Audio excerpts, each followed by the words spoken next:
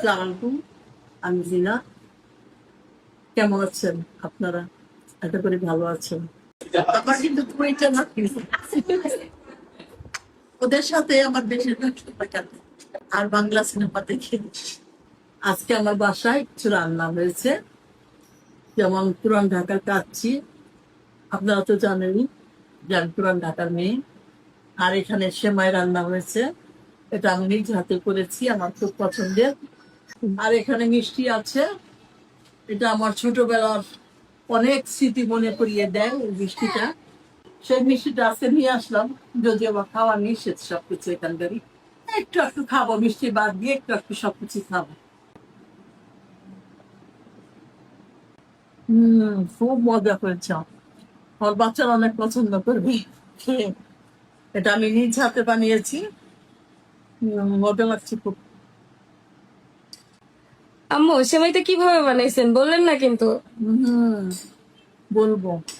সেমাইটা প্রথমে যেছি সেমাইটাকে, তারপর ঘন করে দুধটা জাল দিয়ে রেখেছি, জাল দিয়ে তারপরে সেমাইটা ছেড়ে দিয়েছি। তারপর একটা সুন্দর বোলের মধ্যে নিয়ে তারপর কিশমিশ বাদাম টাদাম নিয়ে সাজালাম। আমি এখন এই যে খেলাম, ভক্তদের তো দিতে পারছি না। আপনার ভক্তরাও আপনার এই ভিডিও দেখে অবশ্যই বাসায় ট্রাই করবে। আপনারা ট্রাই করেন, ট্রাই করলে অনেক খুশি হব। হ্যাঁ, অবশ্যই কমেন্ট করে সবাই জানিয়ে Comment দিবেন করে সবাই জানাবেন কে খেয়েছেন এভাবে বানিয়ে। যদিও এটা একদম রেগুলার স্টাইলেই করা, হ্যাঁ। জাস্ট হচ্ছে একটু ঘিয়ে ভাজলেই ঘ্রাণটা অন্যরকম ভাবে ঘিয়ে ভাজলে আর ঘন করে দুধটা জাল দিতে হবে। হ্যাঁ, জল দিয়ে তারপর আবার একটু নারকেল ছিটিয়ে দেওয়া যায়। তোমাদের জন্যই তো আনা হয়েছে পুরান ঢাকা বিরিয়ানি, আমার বাবার বাড়ির বিরিয়ানি। এটা সবাই জানে যে পুরান ঢাকার মেয়ে জিনা। হ্যাঁ, সেখান থেকে আনা বিরিয়ানি, আমার ছেলে মেয়েরা খুব পছন্দ করে। আম্মু এগুলো কি মিষ্টি নিয়ে আসছেন? এটা একটা আমাদের স্মৃতি, আমার স্মৃতি আর কি, ছোটবেলার স্মৃতি। পুরান ঢাকার এই যে চিনি পড়া থাকে, যে দানা দানা থাকে, সেই মিষ্টিটা কিন্তু খেতে কিন্তু আমার তখন অনেক মজা লাগতো। এই মিষ্টিটা খেতে কিন্তু মজার মিষ্টি। আচ্ছা, হ্যাঁ, দেখতেও অনেক লোভনীয় এগুলো লাগতেছে। কাচের বাক্সর মধ্যে এই মিষ্টিগুলো ফেরি করে বিক্রি করতো। তখন আমাদের বাড়ির পাশ দিয়ে যেত, তখন নানু বলতো যে আমি কান্নাকাটি করতাম মিষ্টিটা খাওয়ার জন্য, বায়না ধরতাম। তো নানু বলতো যে না, এই মিষ্টি খাওয়া যাবে না, হ্যাঁ, এগুলো তো স্বাস্থ্যের জন্য ভালো না। স্বাস্থ্যের জন্য ভালো না, এগুলো খাওয়ার দরকার না, আর বেশি বেশি মিষ্টি।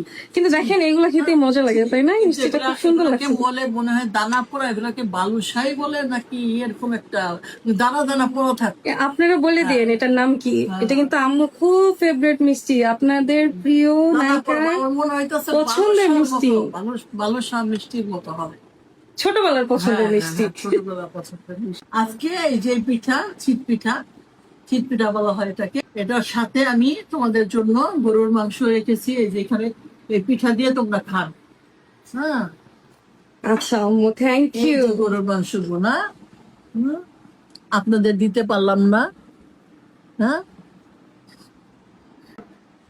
এখানে তো অনেক কিছু রয়েছে, এখন কোনটা ছেড়ে কোনটা খাবো, ডক্টরের তো আবার নিষেধ আছে, অসুখে তো ধরে ফেলেছে, কিছুই করার নেই।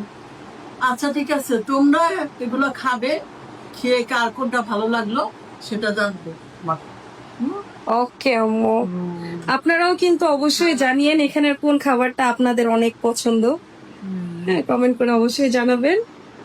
আমার কিন্তু বইটা না, ওদের সাথে আমার বেশিরভাগ সময় কাটে আর বাংলা সিনেমা দেখে।